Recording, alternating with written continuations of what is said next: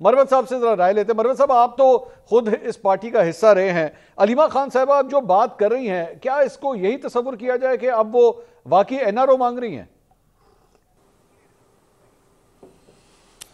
بہت شکریہ منصور صاحب۔ ایک تو میں آپ کی تصحیح کر دوں، آپ نے کہا کہ آج چیف جسٹس اسلام آباد ہائی کورٹ سے ملاقات کی، ملاقات انہوں نے نہیں دی۔ اچھا۔ اور وہاں اصرار یہ تھا ہماری طرف سے، ان کے سیکرٹری کے تھرو پیغام رسانی ہو رہی تھی کہ 3 تاریخ دیں، اور وہ انہوں نے کہا نہیں 5 دے دیا ہے۔ ٹھیک ہے۔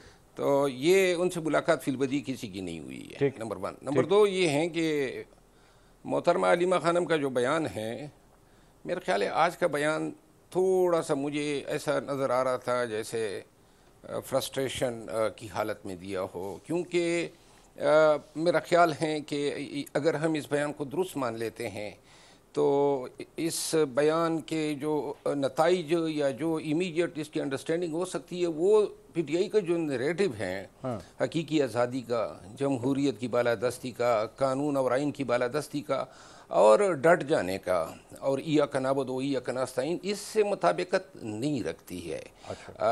یہ ہم سے بات کرو، بات تو میں ایمانداری سے کہوں گا کہ کئی دفعہ انہوں نے ہمیں منتیں کی اور ہم نے ان کے ساتھ بات کی بھی، اور ہمیشہ سے ہم شاکر رہے کہ یہ ٹائم گین کرنا چاہتے ہیں۔ جب بھی ہمارا احتجاج ہوتا تھا، 1-2 مواقع پہ میں خود اس ڈائیلاگ کا حصہ تھا، تو جب بھی احتجاج ہوتا تھا تو این احتجاج کے وقت جو ہیں ان کو پڑ جاتی تھی اور یہ انگیج کر لیتے تھے۔ ٹھیک ہے۔ اور پھر وعدے وعید اور ملاقات، میں یہ سمجھتا ہوں کہ پاکستان تحریک انصاف جو ہیں ویسے ہی امید لگائے بیٹھی ہیں کہ مذاکرات کے ذریعے اسٹیبلشمنٹ سے کچھ حاصل کر سکتے ہیں۔ اسٹیبلشمنٹ نے حال ہی میں ایک چیز پی ٹی آئی پہ واضح کی ہے کہ پی ٹی آئی کے ساتھ اگر مذاکرات ہمارے ہوں گے تو حکومت کو دھوکہ نہیں دے سکتے ہیں، حکومتی نمائندے بھی ہوں گے، اور اگر کسی پر آپ کا اعتراض ہے تو آپ کی اعتراض کو ایڈریس کر کے اور لوگ جو ہیں ان کو ریپلیس کر سکتے ہیں۔ ٹھیک ہے۔ دوسری شرط یہ تھی کہ جو بھی مذاکرات ہوں گے اس کے ڈنڈورے نہیں پیٹے جائیں گے اور یہ باتیں خفیہ رہیں گی۔ ٹھیک ہے۔ یہ بات چیت، یہ فیصلہ ہوا تھا عین جنگ کے دوران۔ اچھا۔ اور اگر جنگ تھوڑی سی طوالت اختیار کر لیتی تو میرا خیال ہے کہ بہت سارے مسئلے ہمارے حل ہو جاتے۔ اچھا۔ شومی قسمت کے جنگی جلد ختم ہو گئی۔ اب موجودہ وقت میں یہ جو ڈائیلاگ کے دلاسے دے رہے ہیں، اور بیریسٹر گور صاحب نے جو کل بیان دیا، جس کی آج محترمہ علیمہ خانم صاحب جو ہیں اس پہ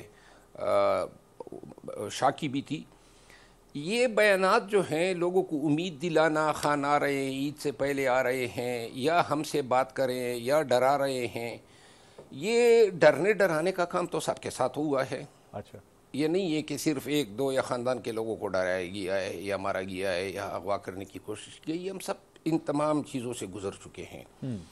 پاکستان تحریک انصاف جو ہیں اس وقت، خان جو چاہتا ہے پی ٹی آئی وہ نہیں دے سکتی ہے۔ خان چاہتا ہے کہ پی ٹی آئی ملکگیر تحریک چلائے، اور یہ تیسری دفعہ انہوں نے کہا کہ I want countrywide agitation, اور وہ نہیں ہو سکتا۔ دوسری طرف قیادت کا مسئلہ یہ ہے، قیادت کا مسئلہ یہ ہے کہ جو لاسٹ ٹائم 26 نومبر کو لوگ آئے تھے، اس کے بعد تقریباً یہ 7-8 ماہ ہونے کو آئے ہیں، پی ٹی آئی کوئی جلسہ، کوئی احتجاج نہیں کر سکی ہے۔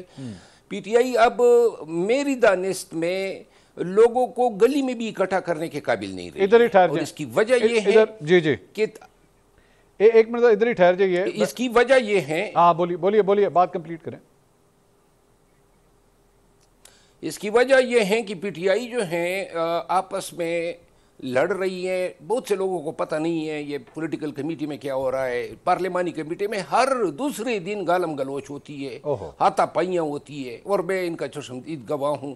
پولیٹیکل کمیٹی کی بھی صورتحال جو ہے، ہر صوبے کا سیکرٹری، جنرل سیکرٹری آپس میں دست و گریبان ہیں ان حالات میں، اور ہر ایک آدمی دوسرے کو جو ہے کمپرومائز بتا رہا ہے۔ اوپر سے خان نے بھی کل بول دیا کہ میرے پارٹی میں کمپرومائز لوگ جو ہیں، تو لہٰذا یہ پارٹی جہاں قیادت کی تضحیق ہو رہی ہے، اور مطلب یہ ہے کہ قیادت اپنے اس منصب پہ بھی پریشان ہے کہ ہم سر میں آ رہا ہوں اظہر صاحب، یہ